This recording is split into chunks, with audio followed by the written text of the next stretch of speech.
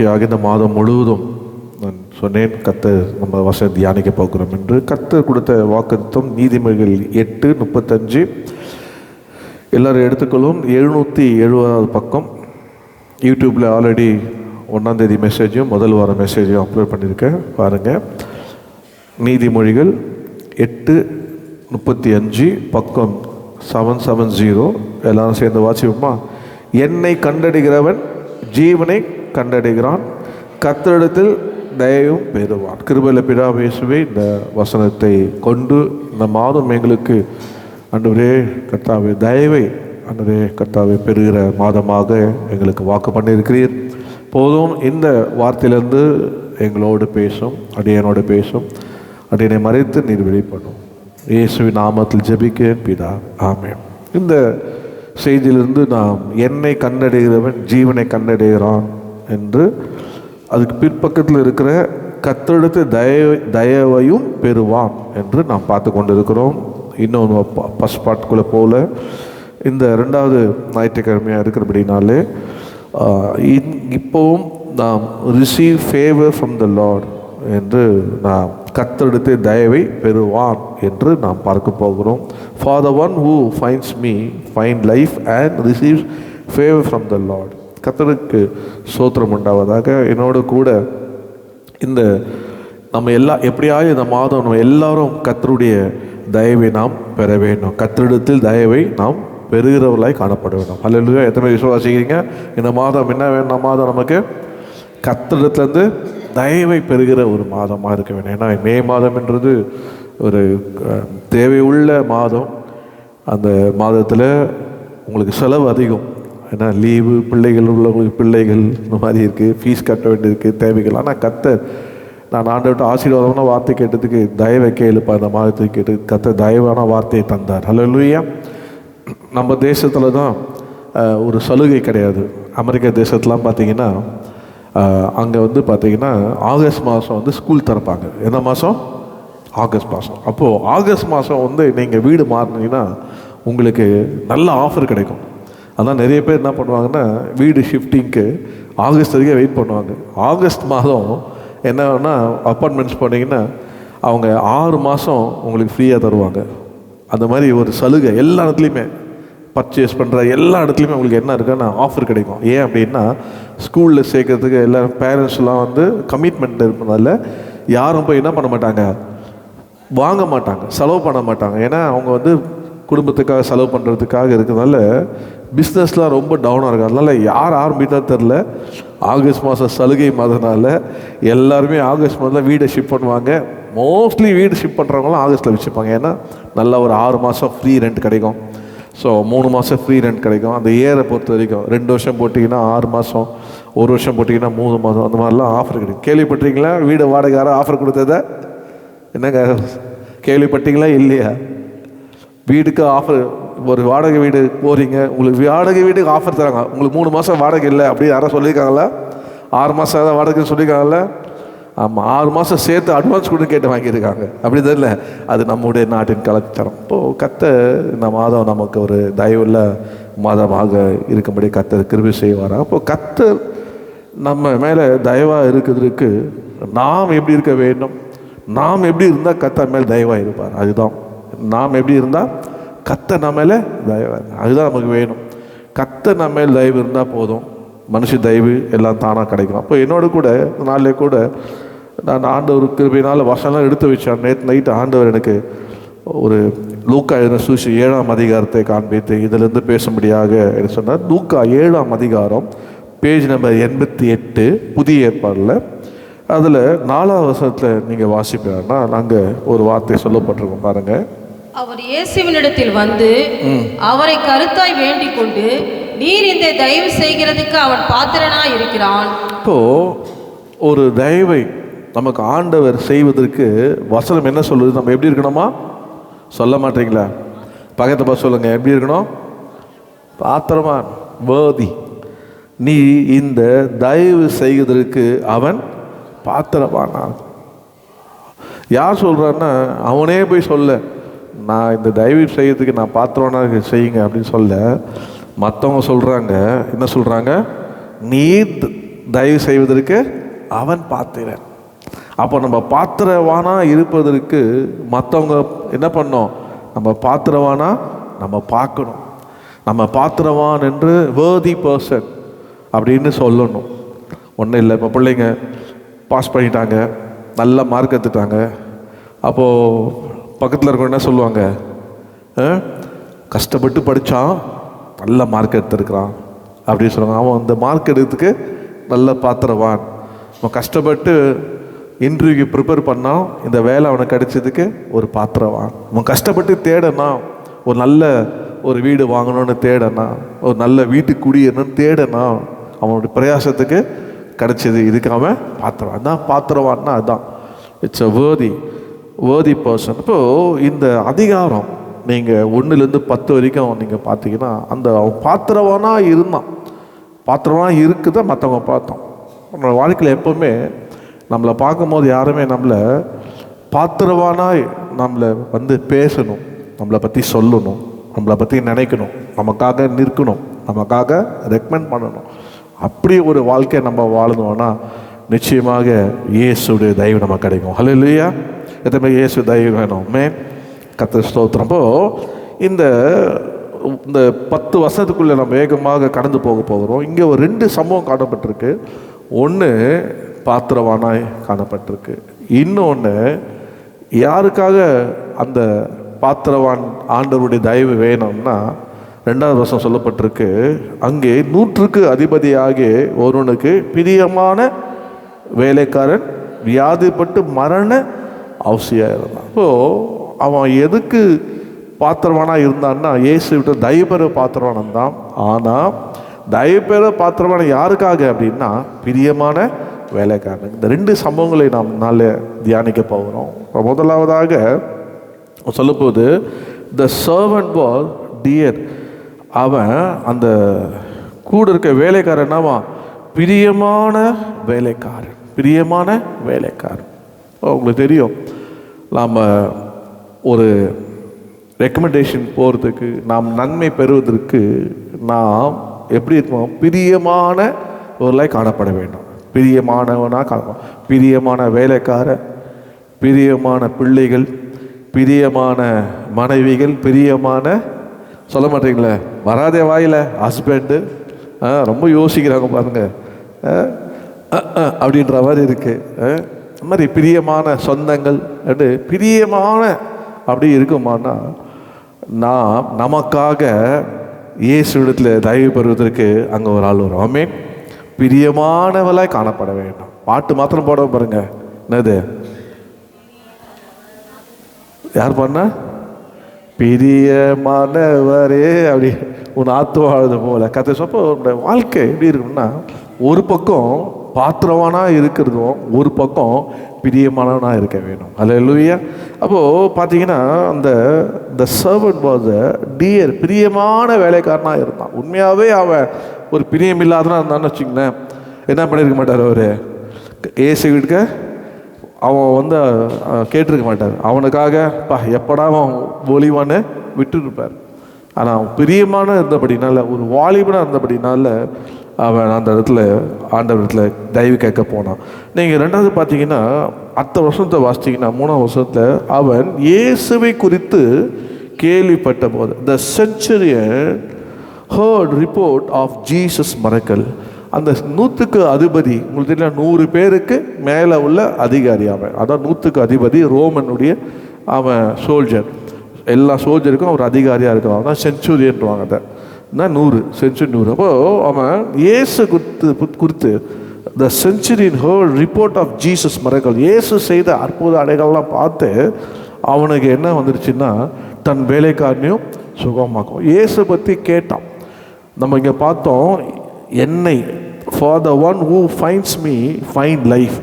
இப்போது அவன் மரண அவஸ்தைப்படுகிறான், இயேசு குறித்து கேள்விப்படுகிறான். இந்த கேள்விப்பட்ட இயேசுவை பார்க்கணும்னு விரும்பினான். பார்க்க என்ன கிடைக்கும்னா தன் வேலைக்காரனுக்கு ஜீவன் கிடைக்கும், வாழ்வு கிடைக்கும், சுகம் கிடைக்கும் என்று அவன் நடித்தான். பாருங்க, இப்போ 3வது அதே வருஷம் சொல்லப்பட்டிருக்கு. த centurion heard a report of Jesus' miracle. The centurion sent some Jews வாசிங்க.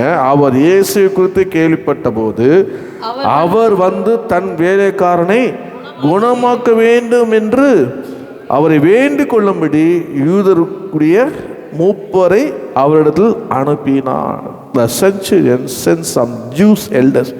இந்த யூதருடைய எல்லா மூப்பர்களையும் அவன் அழைத்து, நீ இயேசுவிடத்தில் போப்பா, போய் நீ என்ன பண்ண, அந்த என் வேலைக்காரனை குணமாக்கும்படியே கேட்டுக்க. பாருங்க, நாலாவதாக, the centurion asked him to come and save his beloved servant. என்னுடைய வேலைக்காரனை வந்து சுகமாக்கும்படி அவரே வேண்டிக் கொள்ளுது என்று மூப்பரை அவரிடத்திலே அனுப்பினான். கர்த்தருக்கு பரிசுத்தமாக மகிமை உண்டாவதை பாருங்க. அவனுடைய விருப்பம் என்ன? அவன் இயேசுவே சொல்ல மாட்டீங்களே, அவர் வந்து தன் வேலைக்காரனை குணமாக்க வேண்டும். அதான் அவனுடைய விருப்பம். எப்படியாவது எனக்கு பிரியமான இந்த வேலைக்காரன் வியாதிப்பட்டு இருக்கிறான், அவர் வந்து என் வேலைக்காரனை குணமாக்க வேண்டும். மனசில் வச்சுங்க, வந்து என் வேலைக்காரனை குணமாக்கணும். நீங்கள் 4ஆம் வசனத்தை பார்த்தீங்கன்னா சொல்லப்படுது, அவர்கள் இயேசுவிடத்தில் வந்து அவரை கருத்தாய் வேண்டிக் கொண்டு, நீர் இந்த தயவு செய்வதற்கு அவன் பார்த்துருவேன். அதான் நான் சொன்னேன், the centurion is worthy for you to do miracle. ஆண்டவரே, நீ ஏதோ நினைக்காதீங்க, அவன் நீங்கள் வந்து குணமாகிறதுக்கு எப்படியா இருக்கான், பாத்திரம் உள்ளவனா இருக்கிறான் என்று சொல்லப்பட்டிருக்கு. நீங்கள் 5ஆவதாக பார்த்தீங்கன்னா, நீங்கள் 5ஆம் வசனத்தை பார்த்தீங்கன்னா சொல்லப்படுது, அவன் நம்முடைய ஜனத்தை நேசிக்கிறான், நமக்கு ஒரு ஜபாலயத்தையும் கட்டினான் என்றார்கள். The centurion loves the Jewish people. அவன் இந்த நூற்றுக்கதிபதி யாருன்னா நம்முடைய எல்லா யூத ஜனங்களையும் நேசிக்கிறான். அது மாத்திரமல்ல, 6ஆவதாக, the centurion build a meeting place for us. நம்ம எல்லாரும், அதாவது யூதர்கள் எல்லாரும் கூடி ஆண்டவரை தொழுது கொள்வதற்கு நமக்கு ஒரு இடத்தை அவன் ஆயத்தப்படுத்தினான் என்று சொல்லி அவனை குறித்து சொல்லப்பட்டிருக்கு. கர்த்தருக்கு நாமத்துக்கு மகிமை உண்டாவதாக. நீங்கள் 6ஆம் வசனத்தை பார்த்தீங்கன்னா அதில் சொல்ல, அப்போது இயேசு அவளுடனே கூட போனார். வீட்டுக்கு சமயமான போது நூற்றுக்கு அதிபதி தன் சிநேகிதரை நோக்கி, நீங்கள் அவரிடத்தில் போய், ஆண்டவரே, நீர் வருத்தப்பட வேண்டாம், நீர் என் வீட்டு வாசலுக்குள் பிரவேசிக்க நான் பாத்திரம் அல்ல. 7ஆவதாக சொல்லுவாங்க, the centurion sends friends to Jesus.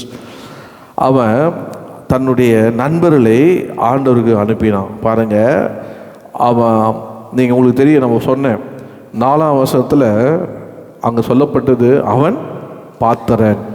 ஆனால் அனுப்பும் போது இவன் சொல்கிறான், நான் யாரா, பாத்திரன் அல்ல, நான் பாத்திரன் அல்ல என்று சொல்கிறான். பாருங்க. அப்புறம் அவனுடைய, நீங்கள் அந்த ஏன் அப்படின்னா அதில் சொல்லப்பட்ட வார்த்தைகள் பார்த்தீங்கன்னா, அவன் 7ஆம் வசனம் சொல்லப்பட்டிருக்கோம். நீங்கள் பார்த்தீங்கன்னா, the centurion said, therefore I did not even think myself worthy to come to you. பாருங்க, 7, நான் உம்மிடத்தில் வரவும் என்னை பாத்திரனாக எண்ணவில்லை.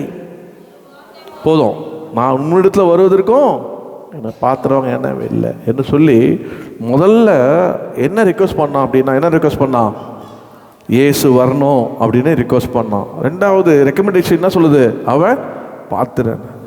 3வது என்ன சொல்கிறான், அவன் வேலைக்கு இயேசு வருதை பார்த்து தெரிஞ்சிட்டான், வந்துட்டாரு, நம்ம சொன்ன வார்த்தை கேட்டு வந்துட்டாரு. உடனே நண்பர்களை அனுப்புகிறான், நீ போ, அங்கே போயிட்டு என் வீட்டுக்கு வருத்துக்கிறானே பாத்திரம் இல்லை என்று சொல்லு. இன்னும் தன்னை தாழ்த்துக்கிறான். என்ன சொல்கிறான்னா, நான் உன்ற வரத்துக்கும் பாத்திரம் இல்லாண்டவரே சொல்லி. அது எதை காட்டுதுன்னா, அவனுடைய ஹியூமிலிட்டி, அவனுடைய தாழ்மை காட்டுது. அவன் வந்து அவன் தன்னை, இப்போ பார்த்துங்க, ஒரு நல்ல வசதி உள்ள ஆளுங்க கூப்பிட்டா யாராவது போயிட்டு என்ன சொல்லுவாங்க, அவர் வசதி உள்ள ஆள்ப்பா, அதெல்லாம் கூப்பிட்டோன்னே போயிட்டாருப்பா. நம்ம ஏழை யாராவது கூப்பிட்டா வருவாங்களா, அவர் அதிகாரம் படித்தவருப்பா, அவர் கூப்பிட்டோன்னே போயிட்டாருப்பா அப்படின்னு யாரும் நினைக்கக்கூடாது என்று அவன் என்ன சொல்கிறான்னா, அவங்களுக்கு தெரியும் 8ஆம் வசனத்தில், அவன் அதிகாரத்துக்கு உட்பட்டவன், நான் ஒருத்தன் வானா வருவான், போடுவான். ஆனால் இங்கே நான் சொன்ன எல்லாம் கண்ணால் பார்க்கலாம். எப்படி, இப்போது அக்கா கூப்பிட்றேன், அக்கா கொஞ்சம் வாங்க அப்படின்னா வந்து அப்படி நிற்பாங்க. ஸோ நான் கூப்பிட்றேன், வராங்க, போனால் நீங்கள் போவீங்க. அப்போ என்கிட்ட எல்லா அதிகாரம் இருக்குது, நான் அதை வந்து ஃபிசிக்கலாக பார்க்குறேன். இப்போது அதே வந்து எங்கே காட்டுறேன் அப்படின்னா, யார்கிட்ட காட்டுறேன்? இயேசுகிட்ட காட்டுறேன். ஏன்னா அவர்கிட்ட இப்போ என்ன பண்ணுறேன், வான்னு கூப்பிட்றேன். அவரும் வந்துட்டார். இப்போ வந்த உடனே அவரை நான் வந்து கூப்பிட்டேன்னா என்னுடைய ஃபிசிக்கல் தான் பார்ப்பேன். ஆனால் எனக்கு தெரியும் ஒன்று, அவர்கிட்ட ஃபிசிக்கலாக வந்து தான் குணமாக்க வேண்டியதில்லை, விசிபிளாக பார்க்குற மாதிரி செய்யணும் இல்லை, இன்விசிபிளாகவும் அவரால் பண்ண முடியும். என் அதிகாரத்தை காட்டிலும் மேன்மையான அதிகாரம் அவர்கிட்ட ஒரு வார்த்தை சொன்னால் போதும், இதை ஜனங்க அறிந்து கொள்ள வேண்டும், நான் அறிந்து கொள்ள வேண்டும் என்று சொல்லி அந்த இடத்துல ஆண்டவர் மையப்படுத்தா பாருங்க. அதனால்தான் ஒரு வார்த்தை சொல்லும், அப்போது என் வேலைக்காரன் சொஸ்தமா, ஒரே வார்த்தை. He knows the authority of Jesus.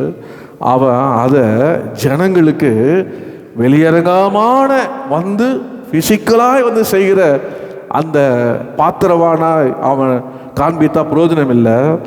நான் தன்னை தாழ்த்தி என்னை காட்டிலும் என் அதிகாரத்தை காட்டிலும் இந்த இயேசுவனை யாருன்னா அங்கேருந்து தூரத்திலிருந்து இன்ஸ்டண்ட்டாக ஒரே ஒரு வார்த்தை சொன்னால் போதும், என் வேலைக்காரன் சொஸ்தமாவான். So he demonstrated power of the God. எப்படி இயேசுக்குள்ளே மறைந்திருக்கிற அந்த இயேசுக்குள்ளே இருக்கிற வல்லமை, இயேசுக்குள்ளே இருக்கிற வார்த்தையை அவன் வெளியே கொண்டு வரான் பாரு. அதுதான் ஆண்டவர் சொன்னார். என்ன சொன்னாருன்னா, நீங்கள் 7:7 வாசிங்கன்னா, the sentence but the word of my servant will be ஹீல்டுன்னு. ஆனால் இயேசு சொன்னது 9 வருஷத்தில், the centurion great faith about distance. அவன் எவ்வளோ ஆண்ட தூரத்தில் இருந்தாலும் பரவாயில்ல, அங்கேருந்தே ஒரு வார்த்தை சொன்னால் போதும். அது வந்து எந்த வார்த்தை அப்படின்னா, எரேமியா 23:23, தேவன் சமீபமாத்திரமா தேவன், அவர் தூரத்துக்கு அந்த என்ன கத்தாங்க வார்த்தையை, வல்லமையை அவர் வீட்டிலிருந்து அவன் வெளியே கொண்டு வந்தான். அது எதை காரணம்? அவனுடைய விசுவாசம். 9 பாருங்க, இயேசு இவைகளை கேட்டு அவனை குறித்து ஆச்சரியப்பட்டு தமக்கு பின் சென்ற திரளான ஜனங்களை நோக்கி, இஸ்ரவேலுக்குள்ளும் நான் இப்படிப்பட்ட விசுவாசத்தை காணல் என்று சொல்லி உங்களுக்கு சொல்லுறேன் என்று சொன்னான். அவனுடைய விசுவாசம் பாருங்க. அங்கே the centurion grace faith announced to the people and said, not even in the Israel have found this kind of faith. தன்னுடைய ஜனங்கள் பின்பற்ற ஜனங்களை அந்த முழு இஸ்ரவேல் தேசத்தையும் அவங்க போட்டாரு, இஸ்ரவேலுக்குள்ளே இப்படியாப்பட்ட விசுவாசத்தை காணல. அப்போது என்ன நாம் வேணும்? நமக்குள்ள விசுவாசம் வேணும். ஹல்லேலூயா. எந்த காரியமானாலும் கண்டு விசுவாசிகள் அல்ல, காணாத விசுவாசிகள் நம்ம. ஹல்லேலூயா.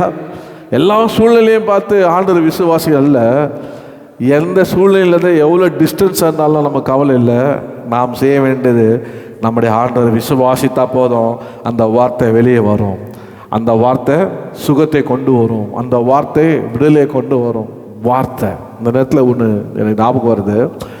மாலினி உட்காந்துருக்காங்க, நானும் மாலினி, அவங்க அம்மா ராணி சிஸ்டர், அவங்க நாங்கள் 3 பேரும். அக்கா சொன்னாங்க, அவருடைய மகன் ஜேம்ஸ், அவருடைய அண்ணன், அவருடைய மனைவி, அவங்க பேர் எனக்கு ஞாபகம் வரல,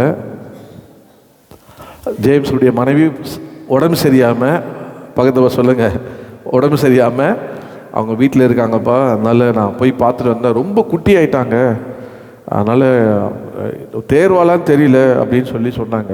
அப்போது ஜெபம் பண்ணலாம் அப்படி சொல்லி நாங்கள் என்ன பண்ணோம், ஆண்டவர் 2 பேர் 3 பேர் உருணப்பட்டா ஜபத்தில் எவைகளை கேட்குறோம் அவைகளை பெற்றுக்கொள்ளு சொன்னார். ஆண்டவர் என் நாமத்தால் எதை கேட்டாலும் பெற்றுக்கொள்ளு சொன்னார். வாங்க ஜெபம் பண்ணலாம். ஜெபம் பண்ணோம் நாங்கள் 3 பேர் சேர்ந்து. ஜெபம் பண்ணி ஜன்னல்லாம் மூட சொல்லிட்டேன். ஏன்னா கதவுலாம் மூடுங்க, நான் கொஞ்சம் சத்தமாக ஜெபம் பண்ணுற ஆள், அதனால் சண்டைக்கு வந்துடக்கூடாது. எங்கள் அம்மா மேலே இருக்காங்க, எங்கள் அம்மா சொல்லுவாங்க, நீ என்னடா எல்லா பேயும் வரட்டி வரும்போது எல்லாத்தையும் வீட்டை கூப்பிட்டு வந்துடுறேன்னு எப்பவுமே என்னை திட்டுவாங்க.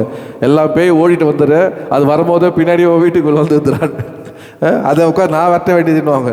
அதனால் அவங்களுக்கு மெயினாக பயந்து கதவெல்லாம் மூடுங்க, அம்மா மேலே இருக்கிறாங்க, நாங்கள் இருக்கிறது அவசியம் இல்லை. அப்போது ஜெபித்து நாங்கள் அந்த வார்த்தையை அனுப்புகிறோம். ஆண்டவரே உங்களுடைய வார்த்தையை அனுப்புகிறோம்ப்பா, அதில் விடுதலை ஆக்குறோன்ற சொல்லி நாங்கள் இயேசுவை நான் அந்த வார்த்தையை அனுப்புகிறோம். நம்பர் டமால்னு ஒரு சத்தம் கேட்டுச்சு. என்னடா நான் மூடி இந்த ஜன்னல் கதவு திறந்துது. அல்லேலூயா.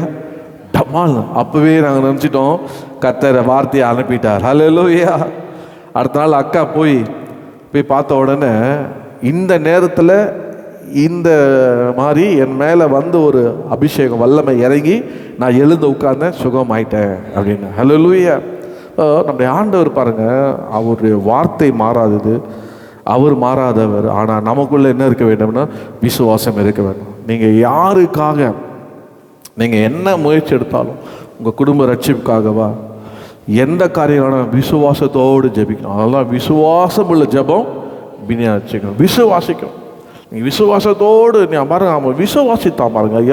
எப்படி விசுவாசித்தார்னா தன்னை தாழ்த்து சிலர் வந்து பாருங்க எப்படி விசுவாசிப்பேன்னா, தன்னை குறித்து எல்லாரும் பேசணுன்றதுக்காக ஆமாங்க சொல்லி அனுப்பாங்க, நீ போகும்போது சொல்லு, அவர் வந்து ஜெபம் பண்ணான்னு சொல்லு, அவர் வந்து என்ன பண்ண இது வந்து பண்ணார்னு சொல்லுங்கள், அவருன்னு யார் வந்து பண்ண அவரை வச்சு சொல்லுவாங்க. அதனால சுந்தரையோட திட்டினார் ஒரு வாட்டி.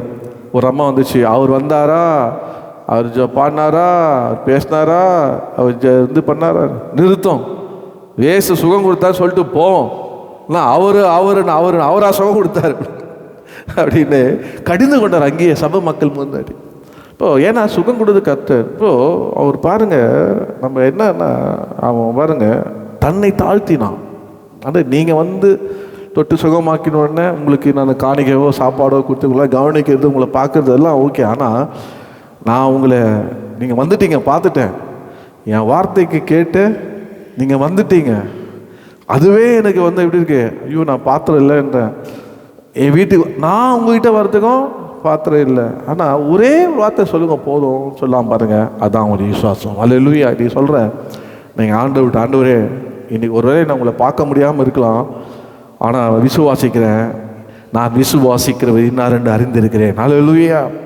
நான் அவரை விசுவாசியாக இருந்திருப்பேனால் எப்போதும் நான் அழிந்து போயிருப்பேன். நான் விசுவாசிக்கிறேன், என் வாழ்க்கையில் கர்த்தர் எனக்கு நன்மையை தருவார், என் வாழ்க்கையில் கர்த்தர் அதிசயத்தை செய்வார், என் வாழ்க்கையில் கர்த்தர் எனக்கு தயவு செய்வார், என் வாழ்க்கையில் நான் யாருக்காக மன்றாடணும் அவங்களுக்கு கர்த்தர் இறங்குவார். அல்லேலூயா. இந்த 3 காரியம் இருக்குது பாருங்கள். நம்மளை தாழ்த்தி நம்மளை மறைத்து தேவனுடைய வல்லமையை கொண்டு வருகிற அந்த விசுவாசத்தை நம்ம பயன்படுத்துவோமானால் நிச்சயமாக கர்த்தர் என்ன பண்ணுவார், நம்மளை ஆசைப்பார். அல்லேலூயா. இப்போது நீங்கள் 10ஆம் வசனத்தை பார்த்தீங்கன்னா, அனுப்பப்பட்டவர்கள் வீட்டுக்கு திரும்பின போது வியாதியாய் கிடந்த வேலைக்காரர் சுகமாடையதை கண்டார்கள். இயேசுவை ஒருத்தன் பார்த்ததுனால கேள்விப்பட்டதுனால அவருக்கு தயவு கிடைத்த அந்த வார்த்தை, விசுவாச வார்த்தையை அங்கே இயேசு சொல்லப்பட்டது, அது அப்படியே சுகத்தை பெற்று அங்கே சுகம் அடைந்து காண்கிறோம். அல்லேலூயா. கர்த்தருடைய பரிசுத்த நாமம். அப்போது நம்முடைய வாழ்க்கையில் நாம் செய்ய வேண்டியது என்னவென்றால், ஒரு பாட்டு நாம் எப்படி இருக்க வேண்டும் சொல்லுங்கள், சொல்ல மாட்டீங்களே, பாத்திரவானா இருக்கணும். பக்கத்தில் சொல்லுங்கள், பாத்திரவானா இருக்கணும். எனக்கு எப்பவுமே சொல்வேன், நேரம் தான் எனக்கு ரொம்ப பாத்திரம் இல்லாத பண்ணிடுது, ஆனாலும் என்னால் சுருக்கி சொல்லியிருக்கேன். ஒரு பாட்டு நாம் எப்படி இருக்க வேண்டும், பாத்திரவானா இருக்கணும். அல்லேலூயா. அந்த பாத்திரவானா இருக்கும் போது நிச்சயமாக நமக்காக ஆண்டவராக இயேசு கிறிஸ்துவின் பேசுகிற கர்த்தர் நமக்கு பண்ணுவாராக. அந்த பாத்திரமான மற்றவங்க காணும்படியாக கர்த்தர் அனுகிரகம் செய்வாராக. நாமே நம்மை தாழ்த்தி ஆண்டவர்கிட்ட உங்கள் வார்த்தை விசுவாசிக்கிறப்பா, உங்களை விசுவாசிக்கிறப்பான்னு கேட்கும் போது நம்ம விசுவாசத்தை கர்த்தர் கனம் பண்ணுவார். அல்லேலூயா. கர்த்தர் 2வதாக அவன் சொன்ன பாருங்க, அங்கே 100க்கு அதிபதி 2ஆம் வசனம் 7:2, அங்கே 100க்கு அதிபதி ஒருவனுக்கு பிரியமான வேலைக்காரன் வியாதிப்பட்டு, பிரியமான வேலைக்காரன் பாருங்க. அப்போது அங்கே கண்டிஷன் என்னன்னா, கண்டிஷன் ஆஃப் ஹீலிங்னா பிலவஸ், அவன் பிரியமான வேலைக்காரன், பிரியமான வேலைக்காரன். இப்போ பிரியமான வேலைக்காரனாக, பிரியமான மகனாக, பிரியமான மகளாக, பிரியமான மனைவியாக, நான் சொன்ன பிரியமான கணவனாக, பிரியமான மனவாட்டியாக, பிரியமான மனவாளாக மாறுவதற்கு என்ன செய்ய வேண்டும்? ஸ்டெப் நம்பர் 1, ரோமர் 12:1. வேகமாக நான் சொல்லிட்டு போகிறேன் பாருங்க. ரோமர் 12:1 பக்கம் 221 சொல்லப்பட்டிருக்கு பாருங்க. அப்படி இருக்க சகோதரரே, நீங்கள் உங்கள் சரீரங்களை பரிசுத்தமும் தேவனுக்கு பிரியமான ஜீவ பலியாக ஒப்பு கொடுக்க வேண்டும் என்று தேவனுடைய இரக்கங்களை முன்னிட்டு உங்களை வேண்டிக் கொள்கிறேன். இதுவே நீங்கள் செய்யத்தக்க புத்தியுள்ள ஆராதனை. ஸ்டெப் 1 பாருங்க. முதல்ல என்னன்னா, present your body a living sacrifice. நம்முடைய சரீரத்தை சொல்லப்பட்டிருக்காரு, உங்கள் சரீரங்களை பரிசுத்தமும் தேவனுக்கு பிரியமான ஜீவ பலியாக ஒப்பு கொடுக்க வேண்டாம். நம்ம ரட்சிக்கப்பட்ட உடனே நாம் எப்படி ஆண்டவருக்கு பிரியமானவளாக வாழ முடியும்னா, நம்மை ஆண்டவருக்கு என்று ஜீவ பலியாக ஒப்பு கொடுக்கணும். ஜீவ பலினா என்ன? நேராக போயிட்டு நான் ரத்த சாட்சியாக மறிக்கிறேன் அப்படிலாம் இல்லை. ரத்த சாட்சியாக மறிக்கிறது கர்த்தர் நமக்கு சூழ்நிலை உண்டாக்கனா தைரியமாக என்ன பண்ணலாம்? கர்த்தருக்காக நம்ம ரத்தம் பூமியில் இருந்து நம்மளை போல் 1000 பேரை கர்த்தர் எடுப்புவார். ஆமே. அதனால் நான் இயேசுக்காக உயிரை கொடுக்கும் ஆயத்தமாக இருக்கிறையா, அந்த பயம் நம்ம இருக்கக்கூடாது. நான் கண்ணை மூடனா இயேசு இடத்துல இருப்பையா, அதனால் எனக்கு இந்த மரண பயம்லாம் கிடையாது அப்படின்னு சொல்லணும். இப்போ நம்முடைய ஒவ்வொருவரும் சின்ன வயதுலேருந்தே நீங்கள் சொல்லணும், இந்த சரீரம் கர்த்தருக்கென்று ஒப்பு கொடுத்துருக்கிறேன். ஹல்லேலூயா. இந்த சரீரம் யார்துன்னா எந்தல்ல, இந்த சரீரத்தை அவருக்கு நான் ஜீவ பலியாக ஒப்பு கொடுத்துருக்கிறேன். அது பார்த்தீங்கன்னா அதே வருஷத்தில் present your bodies A living sacrifice மாத்திரமல்ல, ப்ளீஸிங் டு காட். நம்முடைய சரீரம் ப்ளீஸிங் டு காட், நம்ம தேவனுக்கு பிரியும் இது என்று நம்ம தெரிஞ்சுக்கணும். நான் இது என்னன்னா, என் சரீரத்தை நான் ஒப்பு கொடுத்தனால கர்த்தரே பிரியப்படுகிறார். அதனால் எந்த ஒரு டிசிஷனும் நம்ம சரீரத்தை கொடுத்து நம்ம என்ன பண்ண முடியாது, எடுக்கிறதுக்கு அதிகாரமே கிடையாது. பொதுவாக சொல்லுவாங்க, பச்சை குத்தாதீங்க சொல்லுவாங்க, ஆம்பளைங்களை பார்த்து சொல்லுவாங்க, முடியை நீளமாக வளர்க்காதீங்க, கம்மல் போடாதீங்க, ஸோ உங்களுக்கு அலங்காரமே கூட வேண்டாம், பி ஆஸ் இட் இஸ், இருக்கிற போல இருங்க. ரட்சிக்கப்பட்ட பிறகு நான்லாம் ரட்சிக்கப்பட்டு பவுடரே போடலைங்க. ஏறக்குறைய 36-37 வருஷம் ஆகுது. பவுடரே போட நம்புவீங்களா? பவுட்ரு போடுறது, இந்த ஃபேர் அண்ட் லவ்லி போடுறது, அது இதெல்லாம் ஒன்றுமே கிடையாதுங்க. அப்படி ஆஸ் இட் இஸ். ஆனால் முகம் எப்படி தான் இருக்கும்? பிரகாசமாக தான் இருக்கும், வெளிச்சமாக தான் இருக்கும், கலையாக தான் இருக்கும். அதனால் நான் போய் இதெல்லாம் போட்டு அப்பி வேண்டியதில்லை. சிலதெல்லாம் பார்த்தீங்கன்னா வெளியே பார்க்கும் போது வேறு மாதிரி இருக்காங்க, வீட்டில் பார்த்தா வேறு மாதிரி இருக்கிறாங்க. உங்கள் அக்கா கொஞ்சம் கொடுல, நான் தான் அது பாஸ்டர். உங்கள் அம்மா கொஞ்சம் கொடுல, நான் தான் அது பாஸ்டர்ன்றாங்க. அப்போ வேறு மாதிரி இருந்தீங்க, அதெல்லாம் செட்டப்பு மேக்கப்புன்றாங்க. அதெல்லாம் வானா, இருக்கிற மாதிரியே இருங்க. ஹல்லேலூயா. கர்த்தர் கொடுத்த இதை நீங்கள் பவுட்ரு போட்டுங்க. நீங்கள் என்ன பண்ண நான் நான் அப்படி வளர்ந்தேன், நான் என் பவுட்ரு போட்டு வளர்ந்தில்லை. முன்னாடி பார்த்தீங்கன்னா எல்லாம் அப்பி இருப்பேன், என்னென்னலாம் பண்ணுமோ எல்லாம் பண்ண. ஆனால் ரட்சிக்கப்பட்ட பிறகு சரீரம் ஆளுக்கு சொந்தம். ஹல்லேலூயா. கர்த்தருக்கு பிரியமாக. 3வது அதே வருஷம் சொல்லப்பட்டிருக்கு பாருங்க, for this is the reasonable way for you to worship. அதுவே புத்தி உள்ள ஆராதனையா.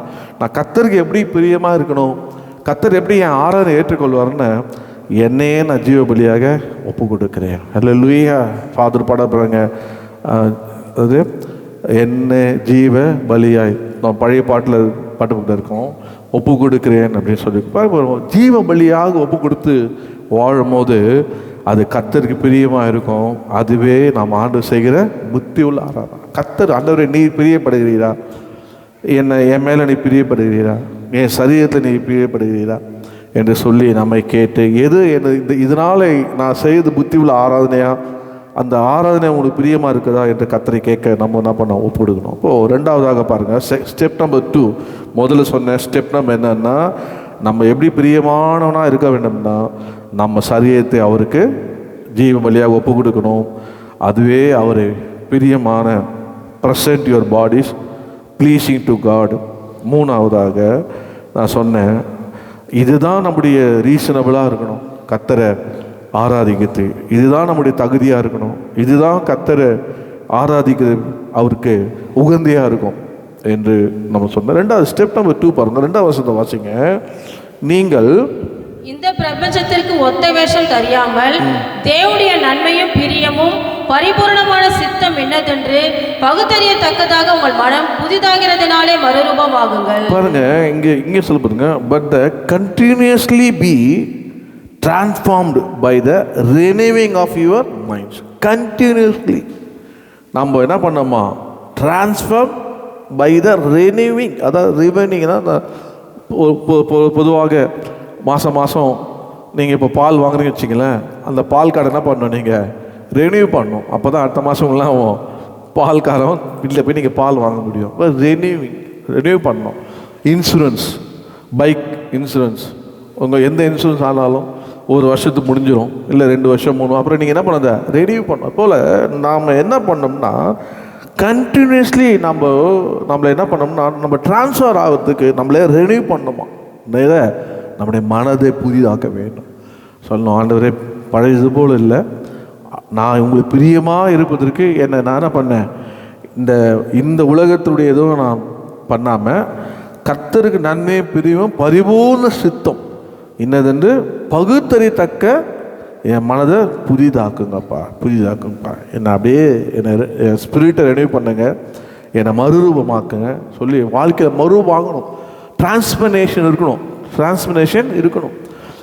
பெந்தகோஸ்துனாலே ரட்சிப்பினாலே என்னதான் மறுரூப அனுபவம். மறுரூபம் இல்லாத பெந்தகோஸ்து வாழ்க்கை அனுபவமே கிடையாது.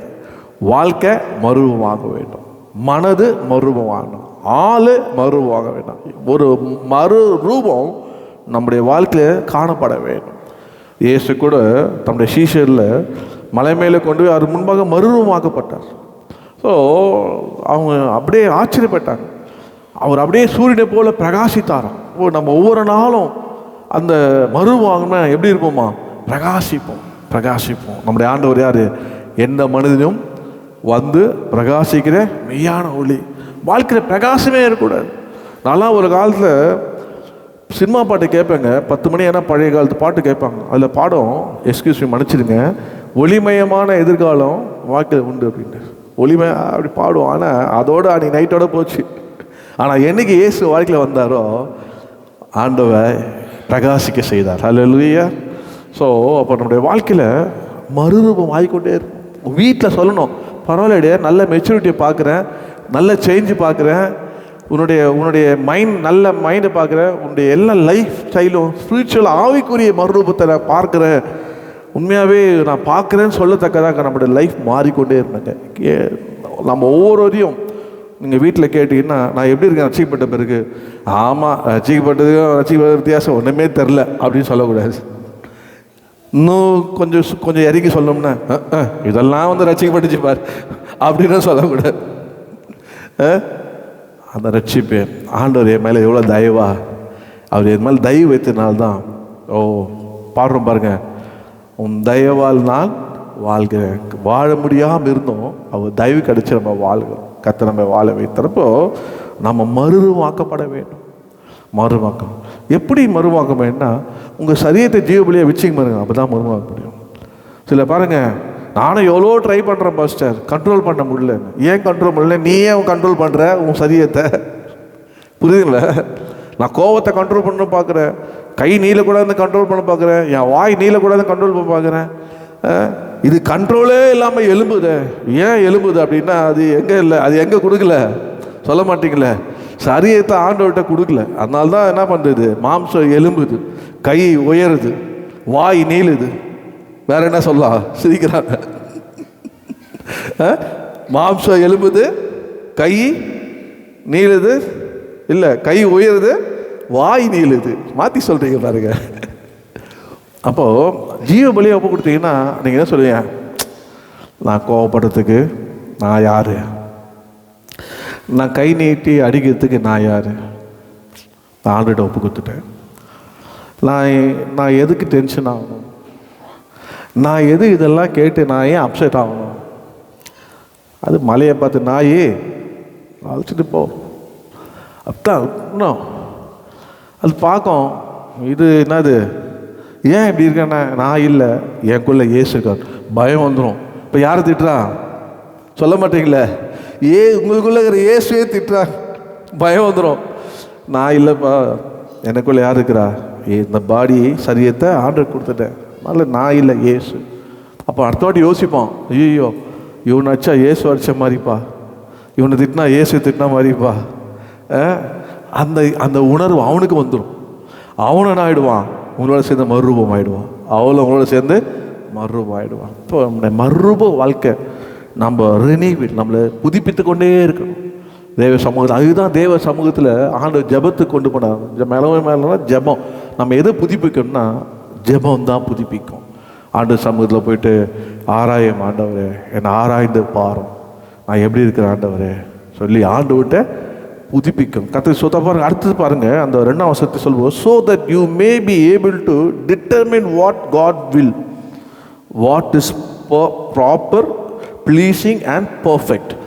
ஆண்டவர் தேவ சித்தம் என்ன என்பதை, நன்மையும் பிரியமும் பரிபூர்ணமான சித்தம் என்னது பகுத்தறித்தக்க உங்கள் மனம் புதிதாக சொல்லப்பட்டிருக்கு. Proper, pleasing, perfect. ப்ராப்பர், அது ப்ராப்பர் சரியான, ப்ளீசிங் பிரியமான, பர்ஃபெக்ட் எல்லாம் சரியான தேவ சித்தத்தை கண்டுபிடிச்சிருங்க உங்கள் வாழ்க்கையில். ஹல்லேலூயா. எப்படின்னா நீங்கள் மறுரூபமாகும் போது தேவ சித்தத்தை கண்டுபிடிச்சிருங்க. இப்போ 3ஆவதாக ஸ்டெப்பு சொல்லி நான் முடிக்கிற பாருங்க. த தேர்ட் ஸ்டெப் பார்த்தீங்கன்னா, முதல்ல என்ன பண்ணோம், நம்மளையே ஜீவ பலியாக ஒப்பு கொடுக்கணும், அது ஆண்டவர் பிரியம். 2ஆவதாக என்ன, நாம் மறுரூபமாக வேண்டும், கர்த்தருக்கு பிரியமானது தேவ சித்தத்தை செய்வோம். 3ஆவதாக யோவான் 8:29 வாசிங்க, பக்கம் 138 வாசிங்க, முடிச்சிடலாம். 3ஆவதாக, என்னை அனுப்பினவர் என்னுடனே கூட இருக்கிறார், பிதாவுக்கு பிரியமானவர்களை நான் எப்பொழுதும் செய்கிறபடியால் அவர் என்னை தனியே இருக்க விடவில்லை என்றார். பாருங்க, 3ஆவது ஸ்டெப் என்னன்னா ரொம்ப அழகான வார்த்தை. moreover the one sent me is with me, என்னை அனுப்பினவர் என்னோட கூட இருக்கிறார். ஹல்லேலூயா. இங்க நம்ம வேற மாதிரி சொல்லலாம், என்னை தெரிந்து கொண்டவர் என்னோட கூட இருக்கிறார், என்னை அழைத்தவர் என்னோடு கூட இருக்கிறார். இப்போ என்ன சொல்லுது, moreover the one sent me is with me, என்னோடு கூட இருக்கிறார். 2ஆவது அதே வசனம், he has never left me alone. அவர் சொல்ல பாருங்க, என்னை தனியே, அவர் என்னை தனியே இருக்க விடவில்லை, அவர் என்னை தனியே இருக்க விடவில்லை. சொல்லப்படுறதுக்கு he has never left me alone. ஏன் அப்படின்னா, because I always do what father says. Hallelujah. அவர் பிரியமானதை எப்போதும் நான் செய்கிறபடினாலே. இப்போது 3ஆவதாக நாம் என்ன தைரியமாக சொல்லலாம், நான் யார் சொல்ல மாட்டீங்களே, என்னை அனுப்பினவர் என் கூட இருக்கிறார். இயேசுக்கு பிதா கூட இருக்கணுமா? தேவையில்லை. இயேசு யார் தான்? பிதா தான். இயேசு யார் தான்? பரிசுத்த ஆவி தான். ஆனால் அவர் சொல்கிறாரு, என்னை அனுப்பினவர் என் கூடயே இருக்கிறார், என் கூட. அப்போ நான் சொல்லுவேன், நம்ம அழைத்தவர் உங்களோடையே இருப்பார். எத்தனை விசுவாசிக்கிறீங்க? நீங்கள் சொல்லுங்கள், என் கூட பிரயாணம் பண்ணவங்க இல்லை, நான் பெற்றெடுத்தவங்க என் கூட இல்லை, எல்லாருக்கும் நன்மை செய்த இப்போ தனியாக இருக்கு அப்படின்னு நான் சொல்கிறேன். இந்த உலகத்தில் நம்ம தனியாக இல்லை, கர்த்தர், அழைத்த கர்த்தர் உங்களோடு இருக்கிறார். ஹல்லேலூயா. தெரிந்து கொண்ட கர்த்தர் உங்களோடு இருக்கிறார். அவர் உங்களோடு இருக்கிறார். அவர் உங்களை தனியே விடவே மாட்டார். நீங்கள் தனியாக சொல்லுங்க, எவ்வளோ நாள் தான் அந்த தனிமையாக இருக்கா சொல்ல, தனிமை இல்லை, தனிமை தான் இனிமை. ஹல்லேலூயா. மற்றவங்களுக்கு அது தனிமை, நமக்கு தெரியும் அது இனிமை. ஏன்னா கர்த்தர் நம்ம கூட இருக்கிறார். ஆண்டவர் இயேசு சொன்ன வார்த்தை யோவான் 16, இந்த உலகத்தில் நீங்கள் அனாதை அல்ல, என்னென்ன உங்களோட தேற்றவங்களை அனுப்புவேன்னு.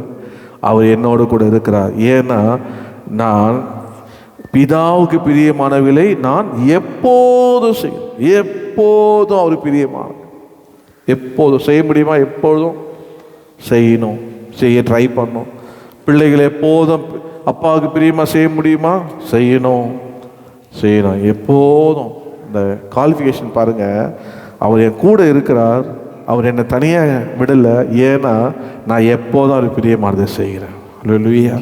நீங்கள் ஆண்டவர்கிட்ட சொல்லுங்கள், திருவந்து ஆண்டவரே என்னை எப்படி பார்க்கணும், மற்றவங்க பாத்திரவானாய் பார்க்கணும். ஆண்டவரே என்னை பாத்திரவானாய் பார்க்கறதுனால எனக்கு தலைகரம் வந்துடக்கூடாது, பெருமை வந்துடக்கூடாது. நான் சொல்கிறேனேன்னு எனக்காக ரெக்கமெண்டேஷன் லெட்ரு போய் தயவு கிடைக்கிறது மாத்திரம் இல்லை, என் நண்பர்கள் கூட எனக்காக ரெக்கமெண்ட் பண்ணுறதுனால நான் அது கூட சொன்ன உடனே இயேசுவே வந்துட்டா இருப்பாருங்க அப்படின்னு எனக்கு பெருமை வந்துடக்கூடாதுப்பா. என் அங்கேயே தாழ்த்துக்கிறேன். நான் யார்? பாத்திரம் இல்லைப்பா, நான் விசுவாசிக்கிறேன். ஒரு வார்த்தை சொல்லுங்கள், உங்கள் வல்லமையை விசுவாசிக்கிறேன்னு அந்த பாத்திரவான் ஆண்டவர் விசுவாசத்து போல நாம் பாத்திரவானாக இருந்து நம்மை தாழ்த்தி தாழ்த்தி விசுவாசத்தினாலேயே வாழ்க்கை கட்டணும். அல்லேலூயா. விசுவாசத்திலே முன்னேற வேணும். விசுவாசத்தையே நாம் செய்யும் போது ஒரு நாள் வரும், காணாதவளை காண்கிற அல்லேலூயா. காணாத விசுவாசிக்கிற நம்ம பாக்கியவான். ஒரு நாள் வரும்போது இயேசுவை நம்ம காணும். அதனால் விசுவாசிப்போம். அப்போஸ்தலன் பவுலை போல அந்த விசுவாசிக்கிறவன், பழைய விசுவாசிய பதறான், எந்த குத்தம் பதறாமல் நான் விசுவாசி இன்னாருன்னு அறிந்தேன்னு இந்த விசுவாசத்தை ஓட்டத்தை ஜெயத்தோடு ஓட கர்த்தர் கிருபை செய்வாராக. விசுவாசத்தை காத்துக்கொண்டேன், இது முதல் நித்திய நீதியின் கீழ் எனக்கு வைக்கப்பட்டு விசுவாசம். ரெண்டாவதாக பிரியமான என்று சொல்ல நம்முடைய வாழ்க்கையை பிரியமானவனாய் காணப்பட நம்மளே என்ன பண்ணோம், ஒப்பு கொடுக்க வேணும். ஆண்டவருக்கு பிரியமான ஜீவ பலியாக சரீரத்தை ஒப்பு கொடுத்து நாம் என்ன பண்ணோம், ஒவ்வொரு நாளும் மறுரூபமாக்குற வாழ்க்கை போக வேண்டும். அது மாத்திரமல்ல, எப்போதும் நான் தனியாக இல்லை, அவர் என்னோடு இருக்கிறார். காரணம் நான் அவர் எப்போதும் பிரியமானதை செய்கிறேன். அல்லேலூயா. பிரியமானதை செய்ய எனக்கு கற்று தாரும் தெய்வமே, உமக்கு பிரியமானதை செய்ய எனக்கு கற்று தாரும் தெய்வமே. நீரே என் தேவன், உம் நல்ல பரிசுத்த ஆவியானவர் செம்மையான வழியிலே நடத்த வேண்டுமே, செம்மையான வழியிலே நடத்த வேண்டுமே. மேக ஸ்தம்பமே, அக்கினி ஸ்தம்பமே, தேற்றும் தெய்வமே, துணையாளரே. மேக ஸ்தம்பமே, அக்கினி ஸ்தம்பமே, தேற்றும் தெய்வமே, துணையாளரே. உமக்கு பிரியமானதை செய்ய அப்படி ஜெபிப்போம் எல்லாரும். எனக்கு கற்று தாரும் தெய்வமே, உமக்கு பிரியமானதை செய்ய எனக்கு கற்று தாரும் தெய்வமே. நீரே என் தேவன், நீரே என் தேவன், உம் நல்ல பரிசுத்த ஆவியானவர் செம்மையான வழியிலே நடத்த வேண்டுமே, செம்மையான வழியிலே நடத்த வேண்டுமே. மேக ஸ்தம்பமே, அக்கினி ஸ்தம்பமே, தேற்றும் தெய்வமே, துணையாளரே. மேக ஸ்தம்பமே, அக்கினி ஸ்தம்பமே, தேற்றும் தெய்வமே, துணையாளரே. உமது அன்பை அதிகாரமே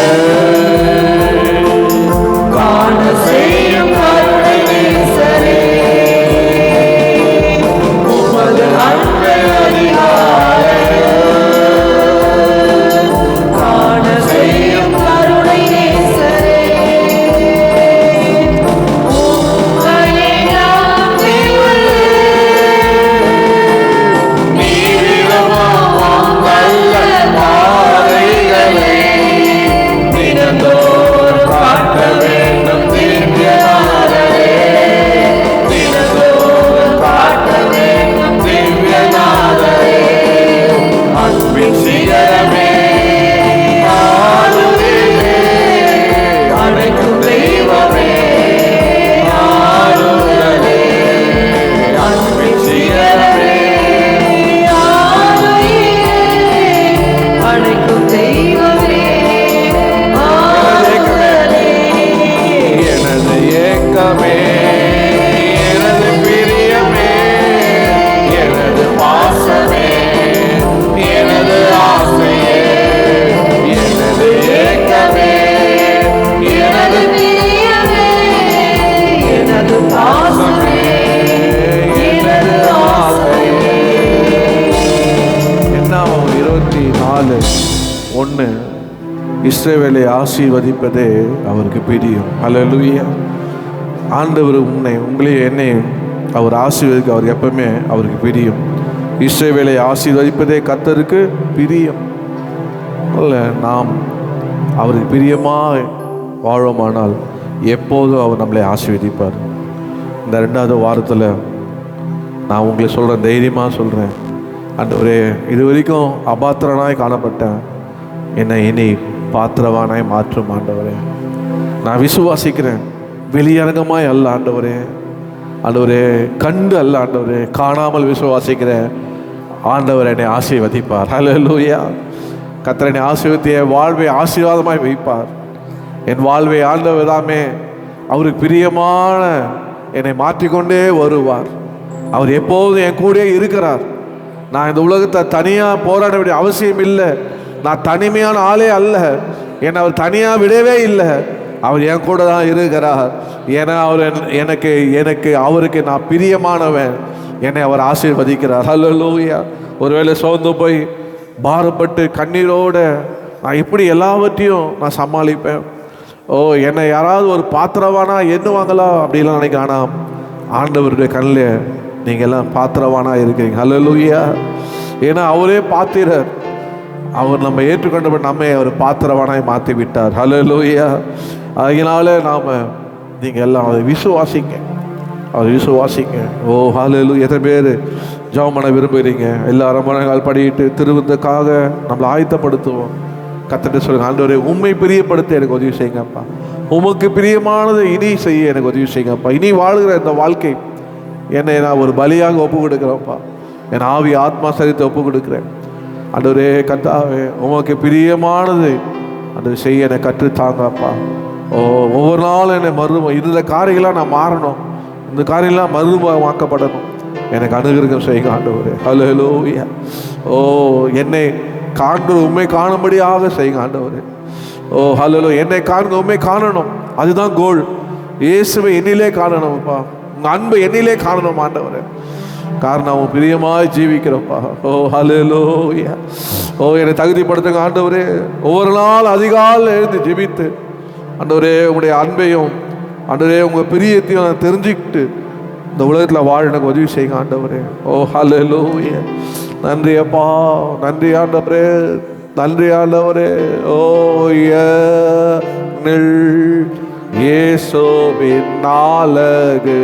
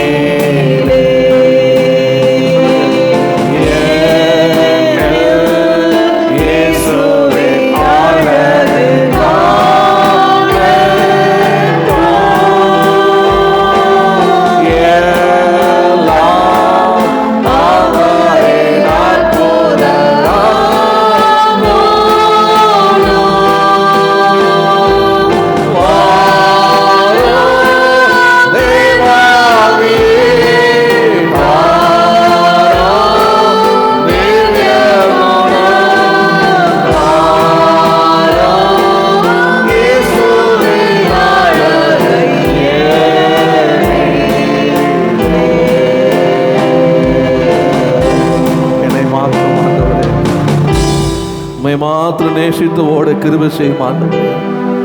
உங்க அன்புக்கு பாத்திரவானாய், உங்க பிரியத்துக்கு பாத்திரவானாய் காணப்பட எனக்கு உதவி செய்யும் ஆண்டவரே. இந்த உலகமெல்லாம் மாய ஏமாற்றம் ஆண்டவரே. உங்க அன்பு ஒன்றுதான் மாறாதது அப்பா. உலக மனிதெல்லாம் ஒரு நாள் கைவிடுவார்கள். நீ கைவிடாத தேவன் ஆண்டவரே, நீ விலகாத தேவன் ஆண்டவரே. நீ என்னை ஆசீர்வதிப்பதே உமக்கு பிரியமப்பா.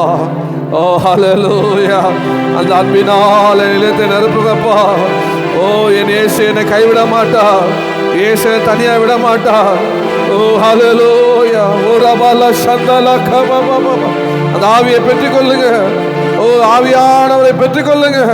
அந்த அபிஷேகத்தை பெற்றுக் கொள்ளுங்க. அந்த அன்பு இதயத்தில் ஊற்றுகிறார். ரோமர் 5:5 பிரகாரமாக இயேசுவின் அன்பு இதயத்தை ஊற்றுகிறார். ஓ ரிபாலா ஷிபாலா கரபா. இந்த நம்பிக்கை உங்களை வெட்கப்படுத்தாது. இயேசு மேல் வைத்திருக்க விசுவாசம் உங்களை வெட்கப்படுத்தாது. ஓ ரபாலா தாரா கத்தல பதரபா. உங்க விசுவாசத்தால அற்புதங்கள் நடக்கும். உங்க விசுவாசம் சாவுக்கு ஏதுவாக வந்தாலும் அணுகாது. உங்க விசுவாசம் பேய்களை ஓட்டும். விசுவாசம் கட்டுகளை உடைக்கும். உன் விசுவாசம் வியாதிகளை குணமாக்கும். உன் விசுவாசம் உன்னை வாழ வைக்கும். கபலா தரபா ஷபலா தரபா. நீ பாத்திரமான உன்னை மாற்றும். நன்றி ஆண்டவரே. அன்பும் கிருபையும் நிறைந்த எங்கள் பரலோக பிதாவே, இந்த குமாரனாகிய இயேசுவின் நாமத்திலே உங்களை தாழ்த்தி ஒப்பு கொடுக்கிறோம்.